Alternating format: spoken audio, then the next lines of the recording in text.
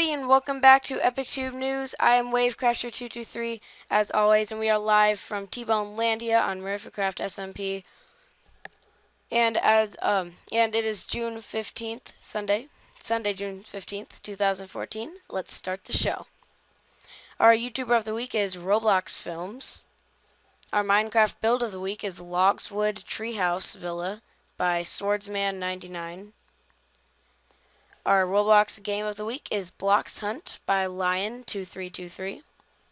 Our fun fact of the week is the largest point margin in NBA history was when the Cleveland Cavaliers crushed the Miami Heat by 68 points, 148-80. This happened in 1991. Our quote of the week and website of the week are canceled this week, but they will be back soon. Our Epictube Weekly Hottest Song is Fancy by Iggy Azalea featuring Charlie XCX. This song has now been #1 for 2 weeks. Our weekly top 10 is the top 10 largest sports stadiums in the world. Number 10 is the Texas Motor Speedway with 154,000 seats. Number 9 is Istanbul Park, Texas Motor Speedway is in the USA, by the way. It's kind of obvious because Texas is in the USA. Number 9 is Istanbul Park in Turkey. It has 155,000 seats. Number 8 is the Suzuka Circuit in Japan.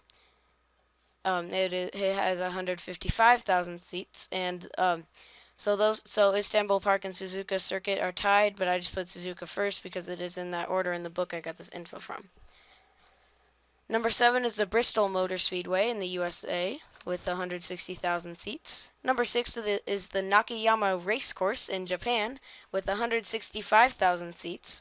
Number 5 is the Lowe's Motor Speedway in the USA with 167,000 seats. Number 4 is the Daytona International Speedway in the USA with 168,000 seats. Number 3 is the Shanghai International Circuit in China with 200,000 seats. Number 2 is the Tokyo Racecourse in Japan with 223,000 seats. And number 1 is the Indianapolis Motor Speedway in the USA with a capacity of 250,000 people. Yes, it can hold 250,000 seats. So if you are a seat, come there and you can watch races and stuff. Yes, it can hold 250,000 seats. Yeah, at a capacity of 250,000 people is what I meant to say. And I got the information from the Top 10 of Everything. That is a book. And all of these stadiums are used for motor racing, except for the Tokyo Racecourse and the Nakayama Racecourse, which are for horses. The Spurs took Game 3 of the NBA Finals. Therefore, Miami lost their first home game of the playoffs. San Antonio actually broke a few records in terms of scoring. The San Antonio Spurs defeated the Miami Heat 111-92. And they also took Game 4 in Miami. I don't know the score off the top of my head, but it was a complete blowout. And then they won the 2014 NBA Finals 4-1 with a 104-87 win over Miami, right in San Antonio. The Spurs and the Heat competed in the finals last year, and the Heat won 95-88 in Game 7. And the Heat had also won the year before against the Oklahoma City Thunder. And the 2014 World Cup began Thursday, beginning with Brazil, this year's hosts, facing Croatia. After Brazil scored an own goal at the beginning, they tied it up at 1 by halftime. Brazil would go on to take a 3-1 lead and win the game. You can see more about the soccer tournament at fifa.com/World Cup. And you can also go to a bunch of sports websites like sports.yahoo.com, etc. to find a lot of information.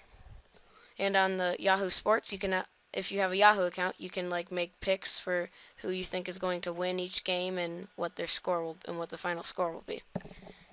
Or if you think it'll be a draw, then yeah.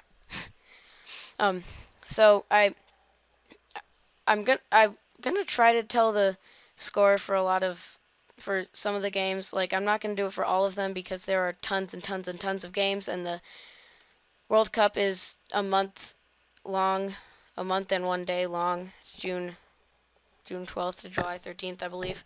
Don't quote me on it, but I'm 99% sure that that's the dates. So I'm not going to do every single game. I'll just try to do some games that are an unexpected win or a huge win or comeback or something like that. But this Brazil versus Croatia game is the only one I'll talk about this week on the show. But as I said, you can go to the FIFA website, fifa.com/World Cup, FIFA, and see a bunch of info on all the games, along with my other favorite website to use for info on the World Cup, sports.yahoo.com.